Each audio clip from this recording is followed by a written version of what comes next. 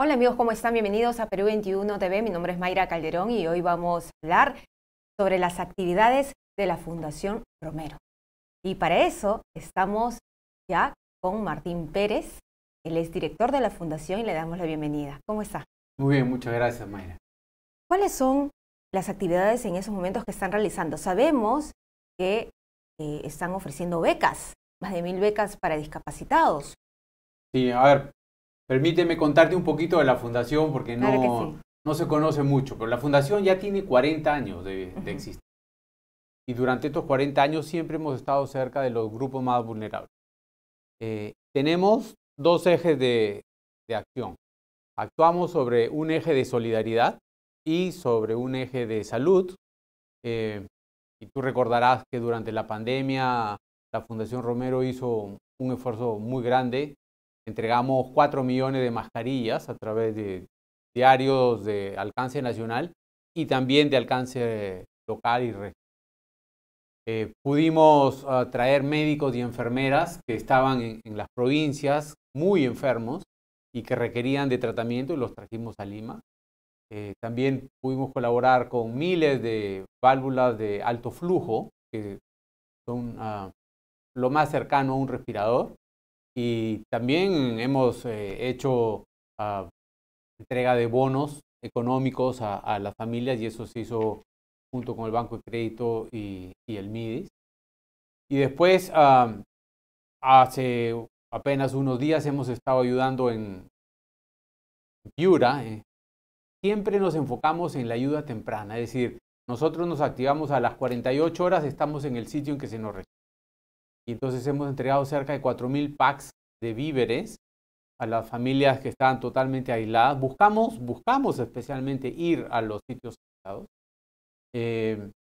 Y les llevábamos agua, les llevábamos lámparas, les llevábamos plásticos, les llevábamos sacos y víveres para unos 3-4 días para una familia. Ahí sí tengo que reconocer que hicimos un trabajo muy bueno con el ejército, con la Fuerza Aérea, que nosotros poníamos a disposición de los helicópteros que ellos tenían para poder ir a las zonas que están totalmente aisladas, el Paique, a Canchaque, a Curamori, las diferentes zonas de Campo Grande. Y la verdad que la gente, tú veías la necesidad que tenía y era terrible, ¿no? Es gente que estaba aislada, que no sabían qué iban a hacer al día siguiente, qué iban a comer, cómo iban a enfrentar esta situación, ¿no? Y claro, la verdad que sentimos que el Estado es un Estado lento, es un Estado que muchas veces hemos escuchado que la gente dice que es un Estado fallido. Y nosotros lo que queremos es tratar de llegar prontamente a estas familias que están, digamos. Entonces, un eje es solidaridad y el otro eje es educación para el emprendimiento. Tenemos el Campus Virtual Romero, a través del cual hemos podido dar 1,5 millones de becas estos últimos 2 años. Hemos dado becas al mismo número de personas y damos becas porque creemos en que podemos contribuir a mejorar la calidad de la educación. Creemos que ayudamos a disminuir las desigualdades también. Creemos que la distancia y la falta de recursos no debería ser una limitación para que la gente acceda a enseñanza, digamos, a educación. Y finalmente, hay dos cosas que ayudan muchísimo los cursos online, los cursos virtuales, que es a permitir que la gente se vuelva más empleable, dándole habilidades blandas, por ejemplo, de cómo vamos a enfrentar el futuro del trabajo, ¿no? Y muy enfocado en gente de más de 50 años, donde tenemos, por ejemplo, un programa con el BID, súper interesante, lindo programa, donde los ayudamos a reentrenarse y luego también a que aprendan, tengan otras capacidades. Y lo que hacemos es vamos viendo cuáles son las brechas de capacidades que tiene la gente y les hacemos rutas de aprendizaje. Entonces es súper satisfactorio ver cómo la gente cambia su posibilidad de ser empleada, ¿no?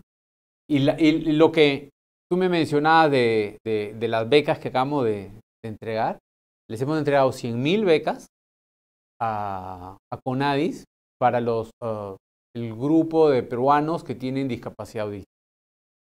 Eso súper importante porque hay 500.000 de peruanos con discapacidad auditiva.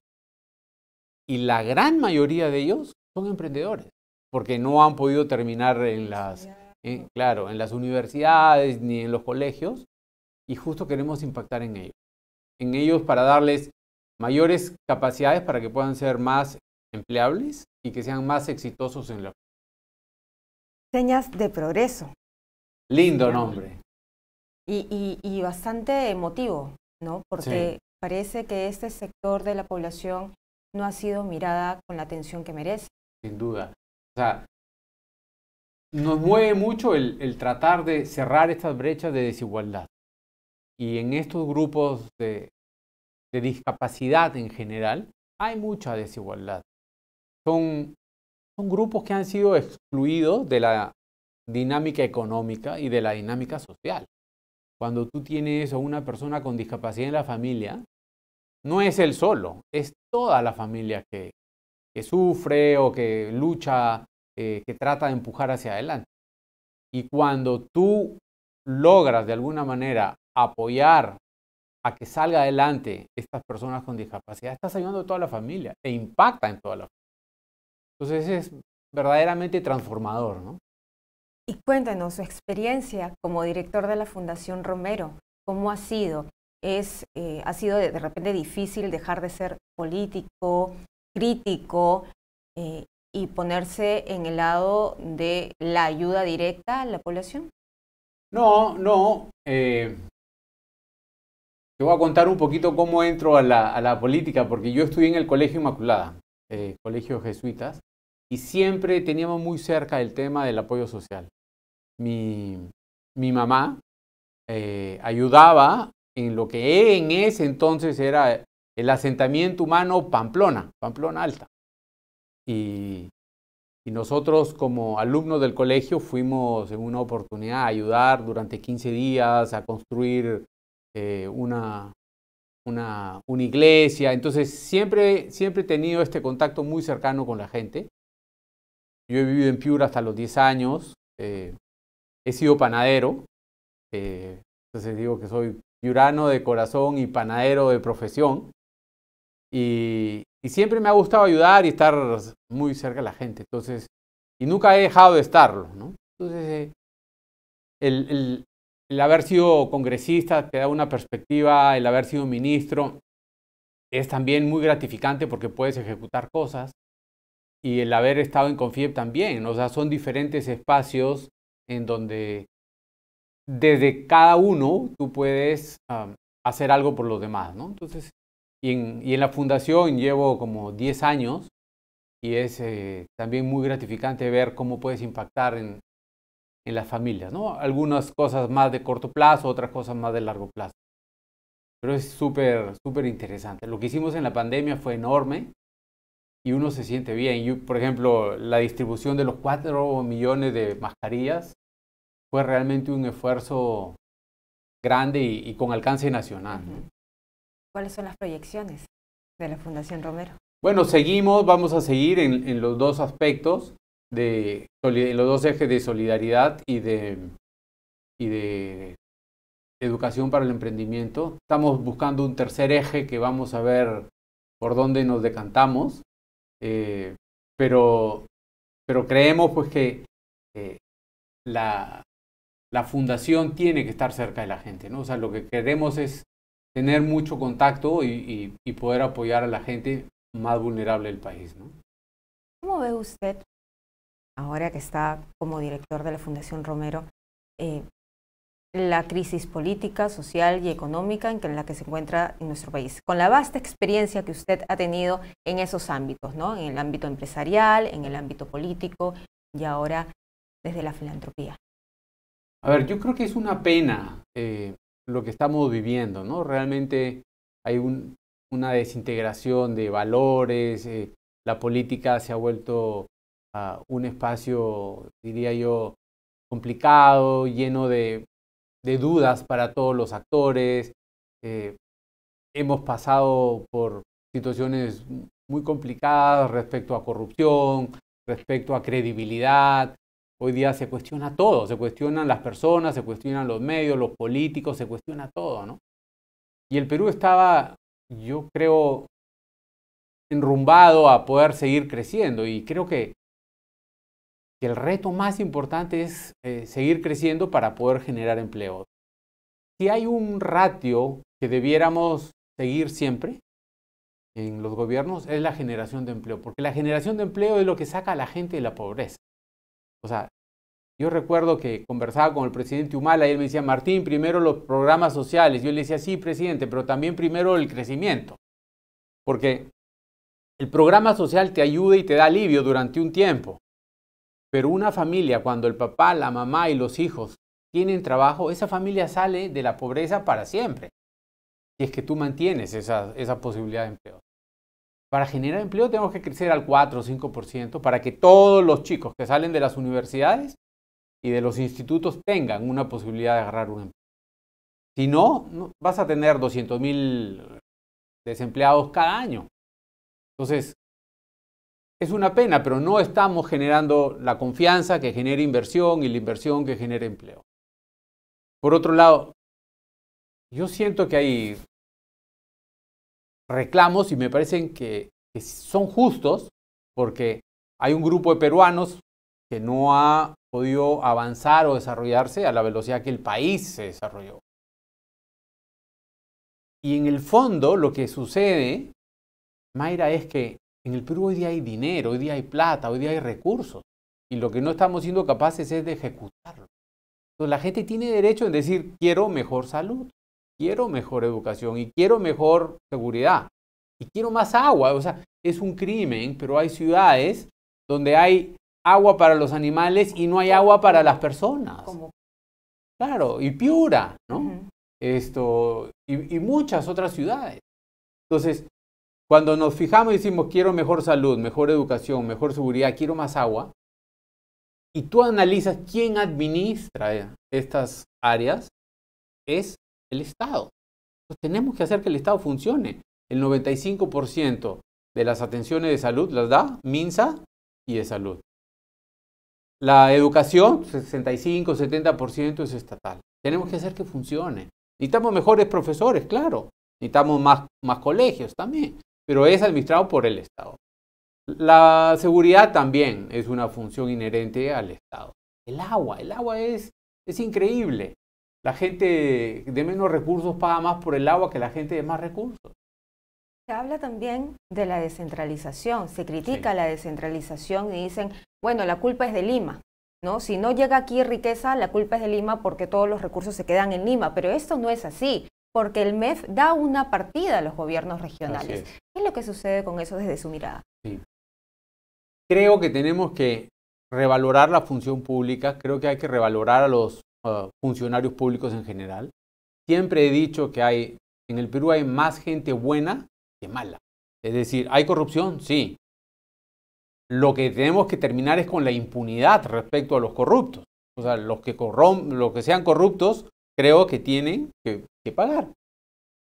Y entonces hay que buscar una nueva forma de hacer los procesos. O sea, no puede ser que para yo abrir una panadería tenga que pasar por 78 procesos distintos.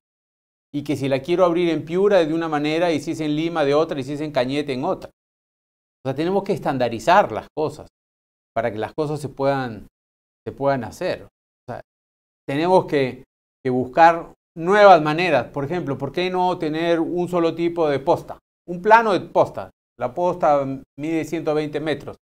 Y replicamos. No que cada vez que quieras hacer una posta, un nuevo plano y todo.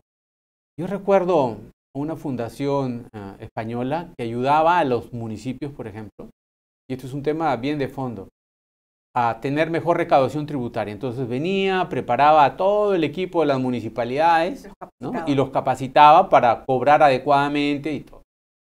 Y me decían, Martín, llevamos 18 años en el Perú y cada 4 años regresamos a la municipalidad y han despedido a todo el equipo que habíamos capacitado. Eso no puede suceder. O sea, no puede suceder porque entonces no vamos a avanzar. Es lo mismo un poco lo que sucede con el director general de la policía, el comandante de la policía. Duran 8 meses. O sea, no puedes tener tú un cambio de director de la policía cada 8 meses. Tú necesitas continuidad, necesitas meritocracia, necesitas que haya una carrera pública y que la gente esté bien remunerada también. Si tú te pones a analizar, y yo recuerdo cuando era congresista por el Callao, las municipalidades tenían proyectos de 2, 3, 4, 5 millones de soles y también de 10 y de 15. Y la gente que estaba dedicada a presentar el proyecto de inversión era gente que ganaba 2.500, 3.000 soles. No puede ser, pues tienes que tener gente buena que prepare bien el proyecto, que no se equivoque y que el proyecto no termine costando el doble, porque es dinero que es de todos los peruanos, o es de todos los chalacos, o de todos los puneños, o de todos los piuranos. Entonces necesitamos eso. ¿Cuál es el principal problema para que se haya generado todo esto? Algunos dicen que es la corrupción. Yo creo que no hay un solo problema, ¿no? O sea, yo creo que hay varios problemas. Creo que también hay que pensar en que necesitamos una autocrítica de todos los actores que hemos estado ahí. El Estado sigue siendo un Estado que no es capaz de llevar las condiciones mínimas a mucha gente. Hemos crecido, sí. Yo siempre digo que hay que identificar quién es el que decide. Y creo que, voy a ser un poco duro, en gran medida son los políticos los responsables. Los políticos en general, no digo el señor tal o cual, ¿no? O sea, todos los actores políticos que no han sido capaces de ordenar el Estado adecuadamente, porque no somos los ciudadanos los que tenemos que ordenar el Estado, son los políticos, son los que nos dirigen, son los que nos dirigen los que tienen que ordenar el Estado, son los que toman las decisiones. O sea, incluso los gremios empresariales pueden dar una opinión o lo que fuera, pero no tienen ninguna capacidad de decidir respecto a cómo se organiza el Estado. Y aquí lo que está fallando es la organización del Estado. Podríamos decir también hay que hacer reformas políticas. Bueno, ok, también bienvenido, porque todo lo que podemos hacer o lo que se ha hecho es perfectible, sin duda. Pero creo que necesitamos una visión autocrítica de todos los que hemos participado. Actores políticos, actores económicos, actores académicos, porque la gente sí tiene una razón por la cual levantar la mano y decir, yo no he recibido todo lo que el desarrollo me ha llevado. Y otra reflexión es que ya no podemos pensar, o sea, ¿hemos reducido la pobreza? Sí, hemos reducido la pobreza, pero hemos reducido la pobreza económica. Pero tenemos que pensar que la pobreza ya es multidimensional, o sea, no es porque tú ganas más de $1 al día y ya saliste de la pobreza extrema, o sea, creo que tenemos que tener un enfoque distinto de cómo combatir la pobreza, o sea, tenemos que estar más alrededor de las familias pobres para lograr una transformación real, ¿no? Y esa transformación, Mayra, se da con el trabajo. Y créeme que el trabajo es lo que más cambia a la familia. ¿Por qué cree que nos hemos desviado de ese norte? Cuando el Perú empezó a crecer, luego se estancó por diversos factores, ¿no? Internacionales, luego también internos, pero ¿por qué nos desviamos de esa mentalidad que teníamos de generar trabajo para poder darle al resto de las familias del Perú el bienestar?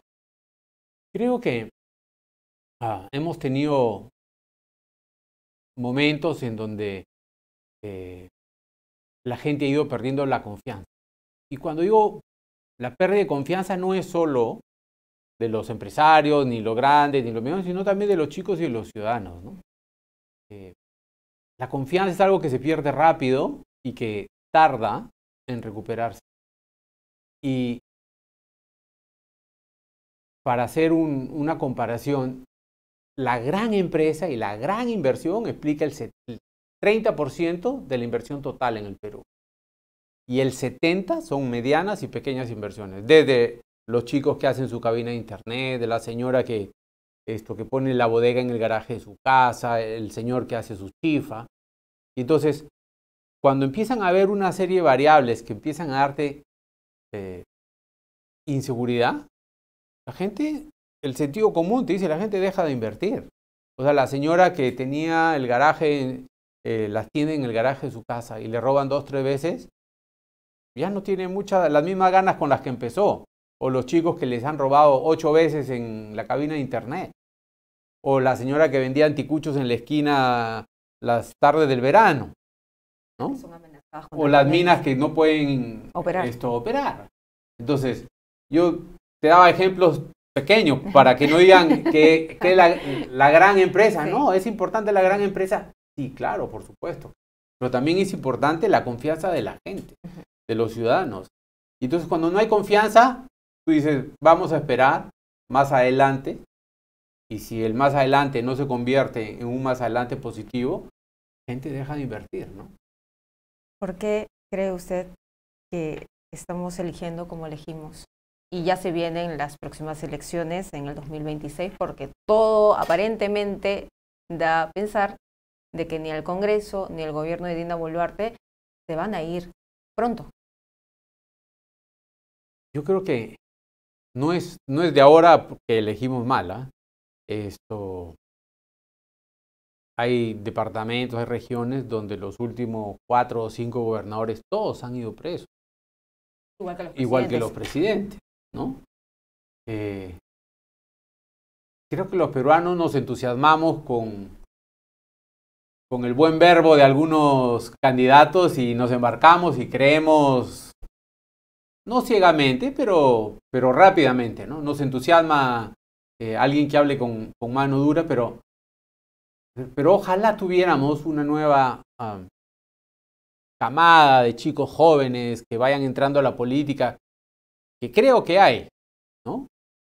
La política desgraciadamente se ha degradado tanto que es un espacio donde no mucha gente quiere entrar. Que ya no es atractivo. ¿No? Ya no quiere entrar. No quiero imaginarme cómo será el próximo Congreso. Pero yo he sido congresista y siempre decían, no, el próximo es peor, o este Congreso es peor que el anterior. Pero todos los congresos han sido malos y los elegimos nosotros. Entonces, creo que ahí hay un proceso de responsabilidad, de averiguar quién es quién, por quién voy a votar. Y el efecto arrastre también a veces te pone gente por la que la gente votó, y porque marco el 1 y el 2, ¿no? O el 1 y el 1, y no sé exactamente quiénes son, pero sí sabía que el 1 era el candidato que yo quería para la presidencia, ¿no? Yo creo que ahí hay una cuota de responsabilidad de la ciudadanía, ¿no? Todos necesitamos. Hay un montón de iniciativas que se han dado, ¿no? O sea, de ONGs que ayudan a que tú averigües quién es quién, ¿no? Pero quizás sí sea interesante ir filtrando un poquito más los requisitos para que tú puedas acceder a ser un congresista, incluso a la función pública, ¿no? Muy bien. Y en ese sentido, entonces, usted ve esperanza en los jóvenes, pero para que los jóvenes quieran entrar a la política se necesita partidos también sólidos. Sólidos, sí. Yo sí creo mucho en los jóvenes. Converso mucho con ellos. Hay una institución que se llama CAEN, que agrupa a muchos universitarios. Que trabaja con la Fundación Romero, sí, también. Y claro, que han sido grandes aliados en el voluntariado en Piura. Y yo converso con ellos y realmente creo que son buenos ejemplos de lo que debería entrar a la política. Chicos honestos, íntegros, con ganas de hacer las cosas bien, ¿no? Y ojalá que muchos de ellos entren a alguna función pública, ¿no? O sea, no necesariamente tienen que ser políticos. Y tampoco tienes que ser político puro y duro, sino participar en política. Son dos cosas distintas. Participar en política es dejar que tu opinión se oiga, sentar una opinión, generar corrientes de opinión respecto a diferentes temas, sin ser un actor político, digamos, convencional, ¿no? No tienes que estar en el Congreso o ser necesariamente miembro de un partido. Los partidos políticos en el mundo, o sea, son cada vez menos apetecibles, pero los necesitamos. O sea, los necesitamos porque es el vehículo a través del cual llegan los ciudadanos y luego conducen el Estado. O sea, yo creo que tenemos que revalorar la política y escoger mejores gobernantes, porque son los gobernantes los que deciden qué se hace con el Estado y qué finalmente pasa en el país. Es difícil ver o ayudar en un panorama desalentador donde vemos que no solamente hay crisis política, económica, sino que también la población es golpeada por los desastres naturales. Yo soy optimista respecto al futuro, ¿no? O sea, yo creo que hemos pasado por tanto en el Perú, esto es una situación complicada, pero que el futuro tiene que ser mucho mejor de lo que tenemos hoy día. O sea, yo he visto situaciones como el terremoto de Pisco, que era terrible, mucho dolor y todo, y nos recuperamos siempre. Los peruanos nos recuperamos y hay mucha fe y la gente tiene siempre muchas ganas de apoyar y ayudar, y la gente en general es muy solidario, ¿no? E incluso la gente que tiene muy poco agarra y comparte. Entonces yo sí creo que necesitamos una nueva visión, unos nuevos gobernantes, pero que el Perú va a salir de esta situación de todas maneras. Y tenemos, o sea, el país es tan noble, es un país tan noble, que a pesar de las cosas malas que nos suceden, somos muy resilientes, volvemos a salir, volvemos a florecer. Pero tenemos que escucharnos, o sea, creo que los peruanos tenemos que empezar a escucharnos para entendernos y no solamente escucharnos para respondernos unos a los otros. Y eso es a veces lo que también cuesta. Escucha para entender al otro, o sea, hacer un poquito más de empatía también, ¿no? Entonces, creo que yo soy optimista del futuro. Muy bien. Finalmente, ¿qué le dicen en la casa, su familia, ahora que está en la Fundación Romero? Ya lleva 10 años, sí, pero igual la labor es continua, ¿no? Sí, muy bien. Sí. Muchos amigos me dicen, oye, métete en política de nuevo, ¿no? Mis hijos no quieren, por supuesto, ¿ah? Pero, no, bueno, yo creo que ya hice, yo, como le digo a mis amigos, yo ya di 5 años de mi vida, ¿no? O sea, y 5 buenos años, como cuando entro en política, algunos amigos me decían, Martín, anda, cuando ya te hayas jubilado a los 65 años, ya te metes 5 años de político. Yo decía, no, yo quiero ir ahora que tengo 45 y quiero hacer cosas. Y la verdad que la política fue dura. Estar en el Congreso es un doctorado en negociación y paciencia. Sobre todo porque no todos los congresistas tienen la misma preparación, pero todos tienen el mismo derecho a ser escuchados. Había gente que decía, Martín, yo era presidente de la Comisión de Economía, oye, pero ¿por qué lo dejas hablar tanto? Porque tiene el mismo derecho que tú. Pero es una buena oportunidad, o sea que yo estimulo a quienes quieran entrar en política, creo que el país los necesita, y creo que los empresarios deberían participar en política. Deben participar. Para que vean cómo se maneja. Sin duda. O sea, muchas veces me han preguntado, Martín, ¿y los empresarios deben participar? Claro que deben participar. Por supuesto. Y aportar lo que ellos ven desde su óptica, desde lo que conocen, ¿no? Muy bien. Muchísimas gracias, señor Martín Pérez, por estar aquí con nosotros. Ha sido una linda entrevista, bastante reveladora en algunos aspectos sobre la situación actual y sobre todo en el trabajo que está haciendo la Fundación Romero. Nosotros regresamos con más información.